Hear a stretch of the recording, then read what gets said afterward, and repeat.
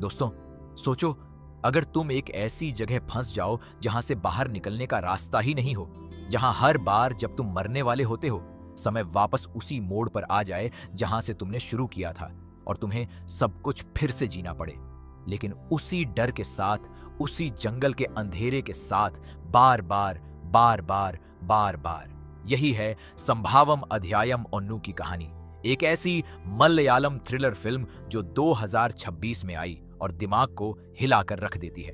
तो चलो शुरू करते हैं इस कहानी को बिल्कुल शुरू से। कहानी की शुरुआत होती है एक पुराने जमाने से, सन 1960 के आसपास। केरल और तमिलनाडु की सीमा पर एक घना अंधेरा जंगल है जिसे वेल्लोर काट का जंगल कहते हैं। रात का वक्त है, अंधेरा छाया हुआ है और इस जंगल में एक बुजुर्ग विदेशी औरत अपने कुछ आदिवासी साथियों के साथ आती है। उसके हाथ में 2 लाशें हैं जिन्हें वो इस जंगल में फेंकना चाहती है। एक लाश एक जवान स्थानीय लड़की की है जिसे उस बुजुर्ग औरत ने जलन और ईर्ष्या की वजह से मरवाया था। दूसरी लाश उस बुजुर्ग औरत के अपने जवान पति की है, लेकिन जैसे ही वो उस दूसरी लाश को जंगल में फेंकने की कोशिश करती है, वो लाश गायब हो जाती है, बस यूं ही हवा में, जैसे जंगल ने उसे निगल लिया हो। ये छोटी सी शुरुआत बहुत जरूरी है क्योंकि यही बताती है कि इस जंगल में कुछ ऐसा है जो आम इंसानी समझ से परे है। ये जंगल अपने आप में एक जीवित रहस्य है। अब कहानी वर्तमान समय में आती है। हमारा मुख्य किरदार है आनंद, जो एक CPO यानी सिविल पुलिस ऑफिसर है। आनंद की जिंदगी इस वक्त बिल्कुल भी ठीक नहीं है। उसे एक सजा के तौर पर ट्रांसफर मिली है। उसे वेलुरकट के एक दूर दराज के बॉर्डर इलाके के पुलिस स्टेशन में ज्वाइन करना है। ऊपर से उसकी पत्नी की डिलीवरी बस होने वाली है। मतलब ऐसे वक्त में जब उसे घर पर रहना चाहिए था, वो एक अनजान जगह जा रहा है। आनंद एक पैसेंजर जीप में बैठकर उस जंगल के रास्ते से गुजर रहा है। रास्ते में जीप रुकती है और वहां एक रोड एक्सीडेंट होती है। आनंद देखता है कि एक पुलिस अधिकारी जो तमिलनाडु पुलिस का है, बुरी तरह घायल है। आनंद बिना सोचे उसकी जान बचाता है। यही वो पल है जब उसकी जिंदगी हमेशा के लिए बदल जाती है। उस तमिलनाडु के घायल पुलिस अधिकारी से जब बात होती है तो पता चलता है कि इस जंगल में उसके कुछ साथी फंसे हुए हैं। वो पुलिस वाले जो पेरुमाला स्टेशन से आए थे, वो जंगल के अंदर गए और वापस नहीं आए। उस अधिकारी की हालत बहुत खराब है और वो मदद की गुहार लगा रहा है। वहां मौजूद हैं सब इंस्पेक्टर MG अशोकन और ASI रेजी भी। ये तीनों मिलकर यानी आनंद, अशोकन और रेजी उस जंगल के अंदर जाने का फैसला करते हैं ताकि उन खोए हुए पुलिस वालों को बचा सकें। जंगल घना है, रास्ते अजीब हैं और हवा में एक अजीब सी खामोशी है जो मन को बेचैन कर देती है। तीनों अंदर चले जाते हैं और यहीं से असली कहानी शुरू होती है। जंगल के अंदर जाते ही चीजें अजीब होने लगती हैं। आनंद को लगता है कि वो एक ही जगह पर घूम रहे हैं। पेड़, रास्ते सब एक जैसे लगते हैं। जंगल में एक पुराना मंदिर है जिसके बारे में गांव वाले बहुत डरते हैं। इस मंदिर की पहचान एक कौवे की मूर्ति से होती है जो जंगल के बीचों बीच रखी है। गांव के लोग कहते हैं कि इस जंगल में जो भी जाता है वो वापस नहीं आता। पीढ़ियों से लोग इस जगह से डरते आए हैं। जंगल जैसे एक जाल है, एक भूल भुलैया है जिसमें रास्ता ढूंढना नामुमकिन लगता है। लेकिन यह भूल भुलैया सिर्फ रास्तों की नहीं, समय की भी है। जंगल में घूमते हुए तीनों को एक लड़की मिलती है जो घायल है।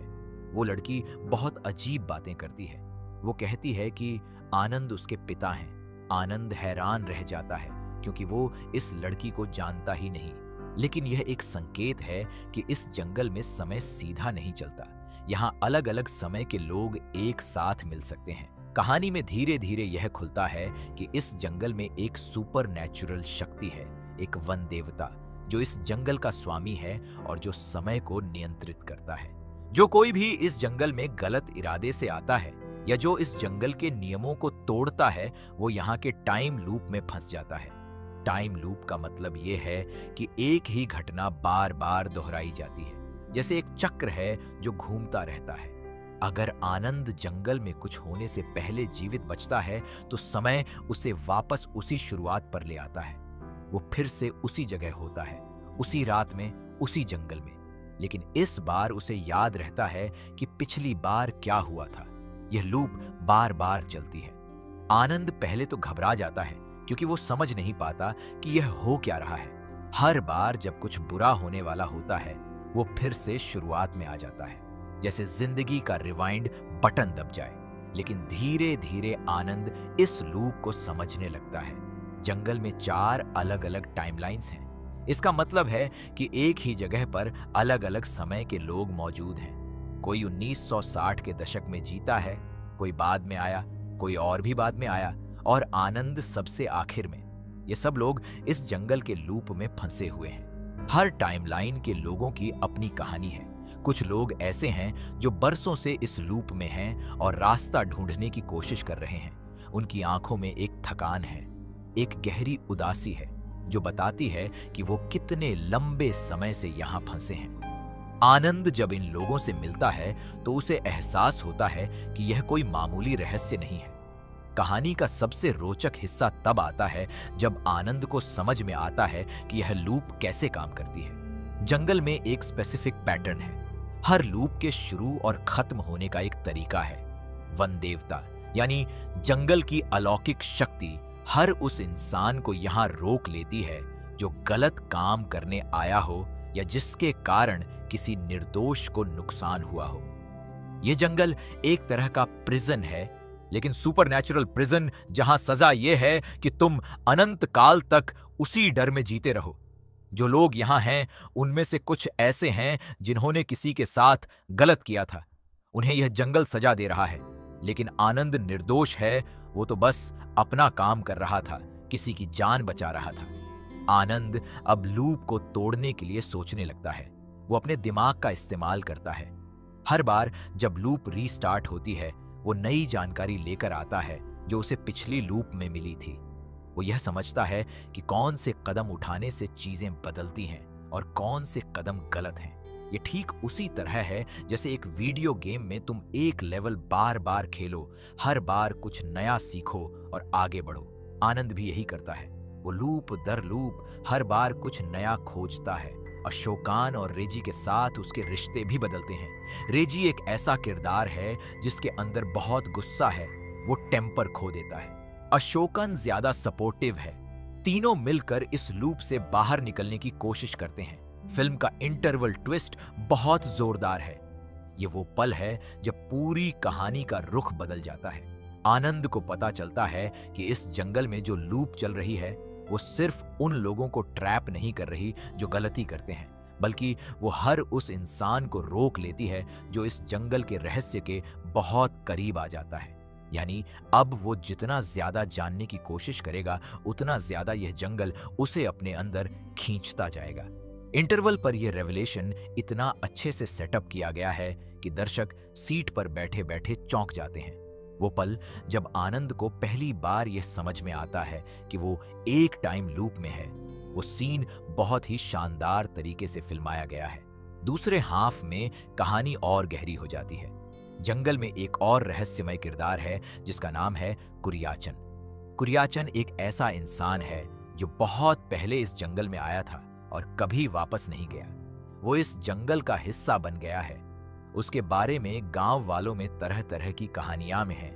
कुछ कहते हैं वो अब भी यहाँ है, कुछ कहते हैं वो जंगल का रखवाला बन गया है। आनंद की खोज में कुराचियन एक बहुत जरूरी किरदार है। सिद्धार्थ भरथान ने जो किरदार निभाया है वो भी इसी मिस्ट्री का हिस्सा है और वो अपना काम बहुत अच्छे से करता है। जंगल की अलग अलग टाइमलाइंस में अलग अलग किरदार हैं जो एक दूसरे से जुड़े हुए हैं, जैसे एक पजल के टुकड़े जो धीरे धीरे मिलते हैं। आनंद जितना समझता जाता है उतना ही उसे यह भी पता चलता है कि वो खोए हुए पुलिस वाले भी इसी लूप में फंसे हैं। वो किसी को ढूंढने आए थे और खुद खो गए। अब आनंद के सामने दो काम हैं, एक तो उन्हें बचाना और दूसरा खुद इस लूप से बाहर निकलना। लेकिन लूप से बाहर निकलना इतना आसान नहीं है। जंगल के नियम बहुत सख्त हैं। जो भी यहाँ आता है उसे यहाँ का हिसाब देना पड़ता है। आनंद को एक बहुत मुश्किल फैसला लेना होगा। उसे तय करना होगा कि वो किसे बचाएगा और किसे छोड़ेगा। ये नैतिक डिलीमा फिल्म की सबसे ताकतवर चीज है।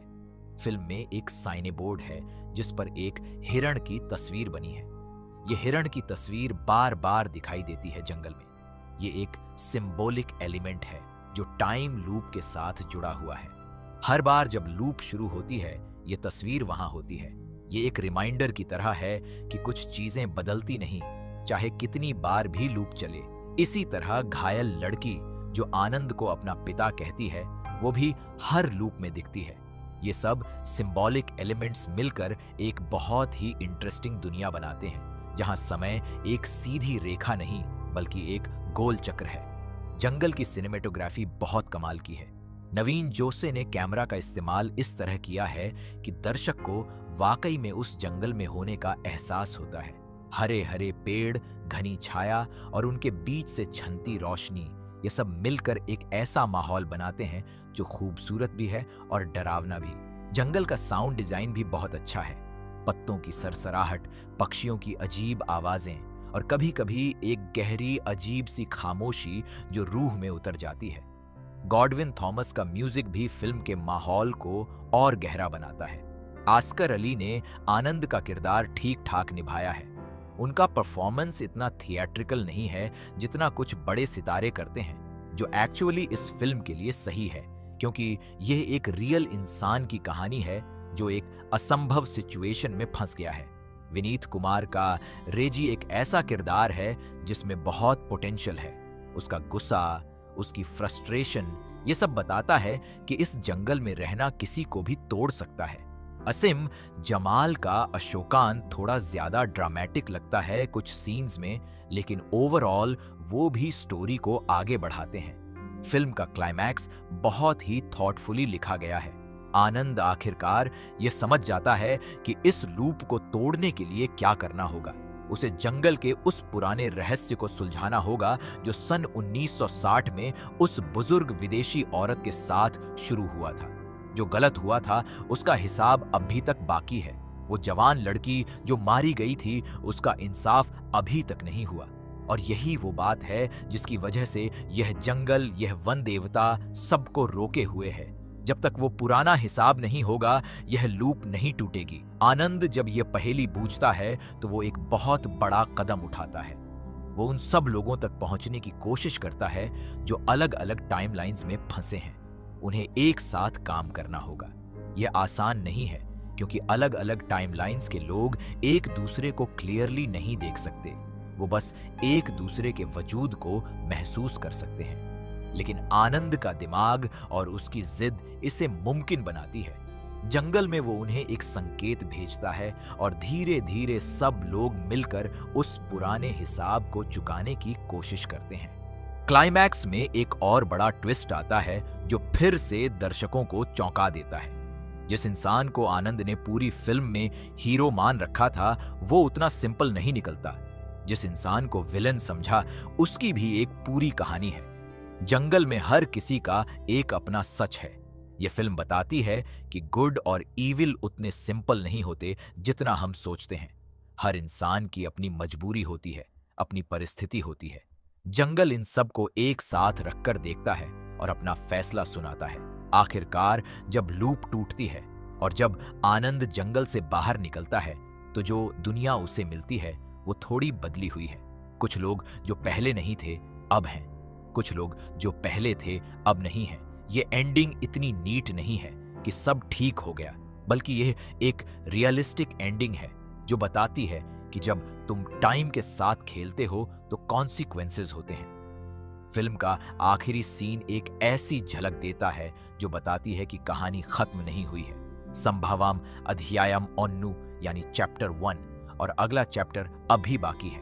यह फिल्म डायरेक्टर जिथु सथीसन मंगालाथु की पहली फीचर फिल्म है और उन्होंने यह पहले एक 15 मिनट की शॉर्ट फिल्म के रूप में बनाई थी।